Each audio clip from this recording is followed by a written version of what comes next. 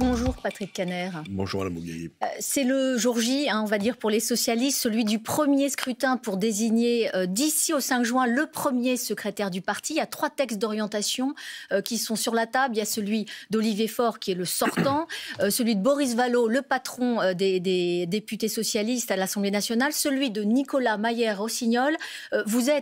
Vous soutenez donc le maire de Rouen qui semble un peu être le challenger d'Olivier Faure. Pourquoi est-ce que c'est votre candidat? Parce qu'il prône la rupture avec les Insoumis? Il prône la clarté, surtout effectivement dans les alliances, y compris au regard des municipales qui arrivent maintenant dans 8 mois.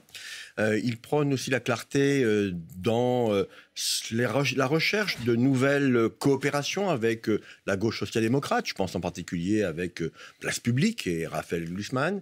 Il prône aussi un discours très européen dans la clarté. Donc c'est cette clarté qui m'a séduit et qui me séduit depuis maintenant le congrès de Marseille du PS en 2023 avec Nicolas Mayer-Rossignol. Est-ce que vous dites par là que si lui c'est la clarté, ça veut dire que Olivier Faure, qui a été 7 ans à la tête du PS, lui c'est le flou? Ça a été le flou? Écoutez, Olivier Faure a dû prendre le Parti socialiste en 2018 dans des conditions très compliquées. Ça, personne ne peut le dénier. C'est quelque chose de difficile que de gérer un parti qui a connu un échec dans une élection présidentielle, un deuxième échec en 2022. Donc, Olivier Faure... Il a un bon bilan? Il a un bilan, si on devait se limiter uniquement au nombre d'adhérents, ce n'est pas un bon bilan, puisque nous sommes avec 39 815 adhérents qui pourront voter potentiellement, mais on sait qu'il n'y aura que 20 à 25 000 votants ce soir. Donc nous sommes devenus quand même un petit parti. Et il y a quelques années, j'avais eu cette phrase un petit peu rude, je vous le concède, qui était de dire « mais moi je ne veux pas que mon parti rentre dans une logique groupusculaire, dans un climat crépusculaire ». Et je pense que nous y sommes aujourd'hui. Alors c'est vrai que... Donc ça, c'est à mettre au crédit, si je puis dire, d'Olivier Faure. D'avoir rendu le PS crépusculaire. C'est un crédit particulier. Vous savez, c'est le plus petit nombre d'adhérents au PS depuis 1945. Ce qui veut dire que quelque part, nous n'avons pas su attirer.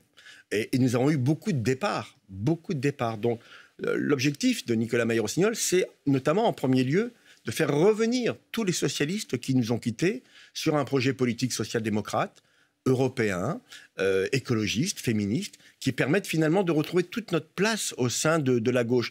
Olivier Faure a fait un septennat, il a travaillé, personne ne peut le nier. Mais la question, c'est est-ce que ça a percuté au-delà des socialistes? Et permettez-moi de le dire qu'aujourd'hui, on a un manque de crédibilité sur la classe politique française et que nous devons donc sûrement promouvoir un changement. 40 000 adhérents seulement, hein, vous l'avez dit, vont voter. On est quand même très très loin des 120 000 adhérents suscités par LR. Par LR, exactement, oui. Qui ont voulu mettre à leur tête Bruno Retailleau. Il n'y a pas eu ce même engouement sur ce scrutin. Non. Pourquoi? Mais c'est ce que j'essaye d'expliquer, c'est que il faut que nous remettions au centre du village, à gauche, le Parti socialiste. Aujourd'hui, nous sommes concurrencés par LFI, nous sommes concurrencés par les Verts, y compris aussi un peu par le Parti communiste. Place Publique s'est développée au travers de Raphaël Glucksmann et de la campagne européenne. Bernard Cazeneuve a monté sa propre sensibilité au travers d'un mouvement qui s'appelle la Convention. Donc tout ça est appelé par cercle concentrique à revenir vers le Parti socialiste. Et moi, je souhaite que le parti que j'ai connu, qui a eu jusqu'à 200 000 adhérents, plus de 200 000 adhérents à l'époque mitterrandienne, c'est vrai, mais on a connu d'autres époques fastes avec Lionel Jospin, eh bien, je souhaite aujourd'hui que nous retrouvions cette force centrale. Et ça veut dire pas d'accord pour les municipales avec les Insoumis? Nous sommes clairs, nous pensons que le NFP est caduc et qu'il faut reconstruire une nouvelle alliance, une nouvelle alliance politique, avec notamment ceux qui nous ressemblent. LFI a brutalisé la vie politique française, a pris des positions inacceptables, notamment depuis le 7 octobre 2023, le massacre qui s'en est suivi en Israël.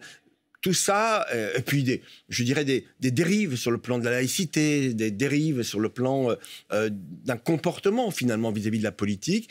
Moi, je ne veux pas. Je pense que, en plus, LFI n'amènera jamais la gauche au pouvoir et que Jean-Luc Mélenchon, qui est candidat coûte que coûte quoi qu'il en coûte, est aujourd'hui une impasse pour la gauche. Donc oui, il faut se séparer de LFI. Ça veut dire aussi pour 2027, François Ruffin qui propose une primaire de Poutou à François Hollande. Pour vous, c'est niet, ça ne tient pas la route? Je vais vous faire la même réponse que je fais à vos confrères qui me disent mais comment on fait pour décider qui sera le candidat? Vous savez, il y a une étape qui s'appelle les municipales.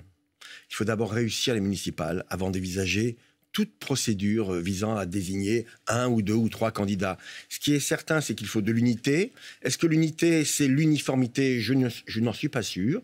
Mais il faut que la gauche se rassemble, et notamment pour permettre à un candidat social-démocrate, quelqu'un qui soit différent de Jean-Luc Mélenchon, qui sera le candidat lui-même, de pouvoir espérer passer la barre du second tour. Un dernier mot sur l'état d'esprit de cette campagne. Lors d'un meeting, on a entendu le maire de Saint-Ouen, Karim Bouamrane, très vif vis-à-vis des Insoumis, notamment d'Éric Coquerel, en disant, alors je le cite, on va le défoncer. Alors il parle des municipales. On voit un peu sursauter d'ailleurs derrière lui. Comment vous qualifiez ces propos? Parce que quand on reproche aux Insoumis finalement d'être dans une violence verbale, là, clairement, c'en est une aussi. Oui, vous savez, Karim Bouamrane, il a son style. Voilà, c'est un style direct. Il vient des quartiers. C'est un maire exceptionnel de Saint-Ouen. Moi, je le vois travailler. Il est formidable. Et voilà, il a une expression un peu rude. Je vous le concède. C'est tout. C'est-à-dire que c'était pas défoncé physiquement, vous l'avez bien compris. C'était de battre Éric Coquerel. Parce que il faut quand même que tout le monde sache, à votre micro, qu'aujourd'hui, LFI n'a qu'une seule préoccupation, c'est faire tomber les villes socialistes. Même à droite, peu importe. L'objectif, c'est qu'il y ait moins de maires socialistes pour préparer le terrain à M. Mélenchon. Eh bien, là, c'est une très grande agressivité. La réponse, voilà, un petit peu directe de M. Bouamrane ne veut pas dire pour autant qu'il soit violent, je vous le rassure. Cet après-midi, le vote solennel des 2 textes sur la fin de vie, l'un sur les soins palliatifs, l'autre sur l'aide à mourir, ça va se passer à l'Assemblée nationale. Les socialistes voteront pour. Est-ce que vous pensez déjà que cette première étape va être franchie, qu'il y aura une majorité ? Oui, c'est très bien. Vous savez, les soins palliatifs n'existent pas aujourd'hui dans 21 départements français. C'est une injustice absolue devant ce qui est essentiel, à savoir mourir dans de bonnes conditions, si vous me permettez cette expression, en tout cas mourir dans la dignité. Donc il faut qu'il y ait des soins palliatifs partout dans notre pays. Et l'aide à mourir, si le texte vous semble équilibré ? On aurait pu aller plus loin, mais vous savez, on attend depuis tellement longtemps de permettre cette nouvelle liberté qui n'est pas une contrainte pour toutes celles et tous ceux qui ne croient pas à ce dispositif et qui estiment que c'est contraire à leurs convictions, que je respecte aussi. Simplement, c'est un texte de liberté, non pas un texte de contrainte.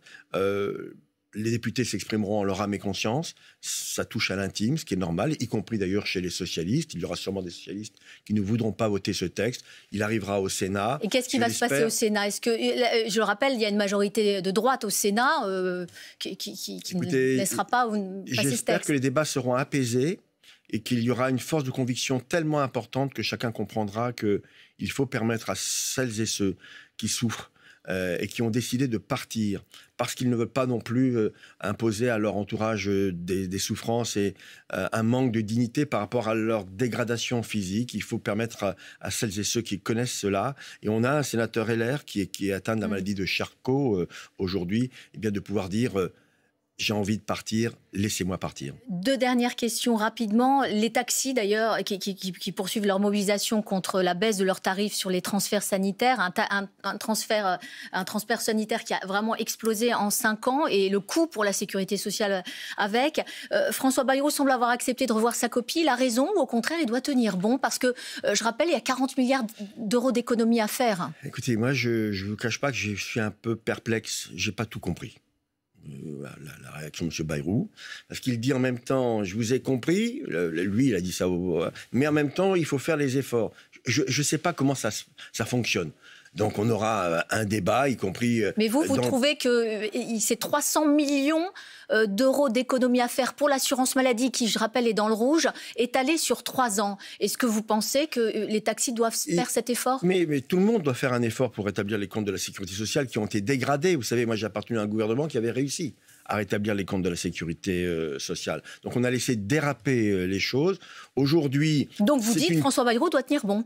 Il doit aboutir à une constatation qui fasse que les taxis se sentent respectés et qu'ils puissent de manière volontariste, participer à un effort dont le pays a besoin. C'est un équilibre fragile et M.